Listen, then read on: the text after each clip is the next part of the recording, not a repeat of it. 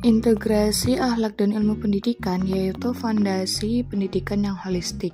Yang pertama itu ada landasan filosofis, untuk yang kedua ada tujuan pembentukan karakter, yang ketiga ada model peran guru, yang keempat ada pendidikan lingkungan dan etika kehidupan, untuk yang kelima ada pembangunan kompetensi sosial, dan yang keenam ada etika dalam evaluasi pendidikan.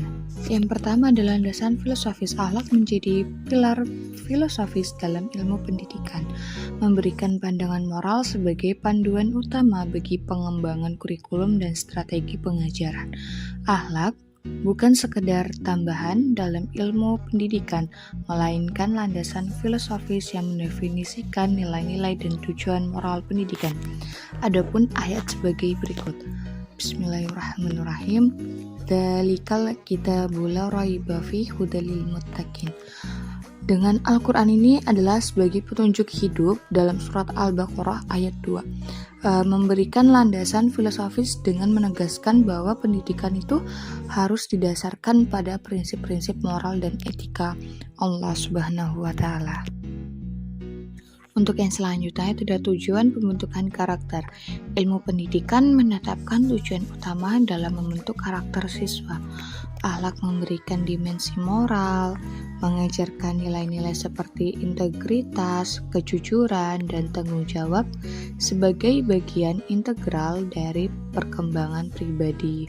Adapun dalam ayat Al-Quran, Bismillahirrahmanirrahim, wa innaka la'ala khuluqin azim, dan sesungguhnya engkau Muhammad berada pada budi pekerti yang agung. Dalam surah Al-Qalam ayat 4, Al-Quran menegaskan pentingnya karakter yang mulia sebagai tujuan utama dalam pendidikan. Model peran guru. Dalam integrasi ini, akhlak mengakui peran guru sebagai model moral yang signifikan.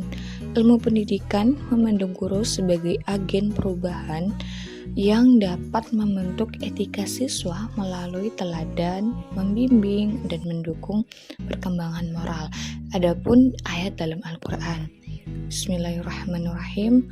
Laqad kana lakum fi rasulillahi uswatun hasanah liman kana yarjullaha wal yawmal akhira wa dzakarallaha katsira.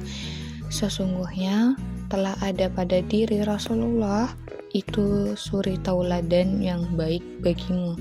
Dalam surah Al-Ahzab ayat 21. Al-Quran menunjukkan Rasulullah sebagai contoh terbaik, menggarisbawahi peran penting guru sebagai teladan moral. Pendidikan lingkungan dan etika kehidupan. Ilmu pendidikan menekankan pemahaman terhadap lingkungan. Dalam ilmu akhlak, pendidikan lingkungan bukan hanya tentang pelestarian alam, tetapi juga mencakup nilai-nilai seperti rasa tanggung jawab, kepedulian, dan tindakan yang berkelanjutan untuk keberlanjutan hidupnya. Adapun surah dalam Al-Quran. Bismillahirrahmanirrahim. Ya bani Adama khudhu zinatakum inda kulla masjidin wa kulu washrabu wa la tushrifu innahu la yuhibbul musrifin. Dan janganlah kamu menghancurkan bumi setelah diatur dengan baik. Dalam surah Al-A'raf ayat 31. Al-Quran menekankan tanggung jawab terhadap lingkungan, menciptakan keterkaitan antara pendidikan lingkungan dan etika kehidupan manusia. Pembangunan kompetensi sosial, ilmu pendidikan berusaha mengembangkan kompetensi sosial siswa. Sementara itu, akhlak memperkaya dimensi sosial dengan nilai-nilai seperti empati, kerjasama, dan penghargaan terhadap keberagaman. Adapun ayatnya sebagai berikut, Bismillahirrahmanirrahim. Wa'tasimu bihablillahi jami'au wa la tafarraqu wadhkuru ni'matallahi 'alaikum idh kuntum a'da'an fa'alafa baina qulubikum fa'asbahtum bi ni'matihi ikhwana wa kuntum 'ala syafan khufratin manan nari fa'anqadhakum manha kadzalika yubayyinullahu lakum ayatihi la'allakum tahtadun. Dan berpegang teguhlah kamu sekalian kepada tali agama Allah, dan janganlah kamu bercerai-berai. Dalam surah Al-Imran ayat 103. Al-Quran menekankan persatuan dan kerjasama sosial sebagai bagian integral dari iman. Etika dalam evaluasi pendidikan.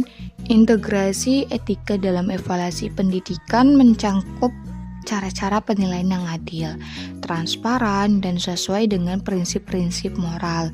Dengan ini memastikan bahwa proses evaluasi mencerminkan nilai-nilai etika dan memotivasi perkembangan yang positif. Adapun ayatnya dalam Al-Quran yaitu sebagai berikut, Bismillahirrahmanirrahim. I'lamu annamal hayatud dunya la'ibu wa lahwu wa zinatu wa tafakhurun bainakum wa takatsurun fil amwali wal aulad kamathali haythin a'jabal kufara nabatuhu thumma yahiju fatarahu musfarran thumma yakunu hutama wa fil akhirati adzabun syadid wa maghfiratun minallahi wa ridwan wa mal hayatud dunya illa mata'ul ghurur. Dan perbandingan dunia ini tidak lebih dari main-main dan senda gurau.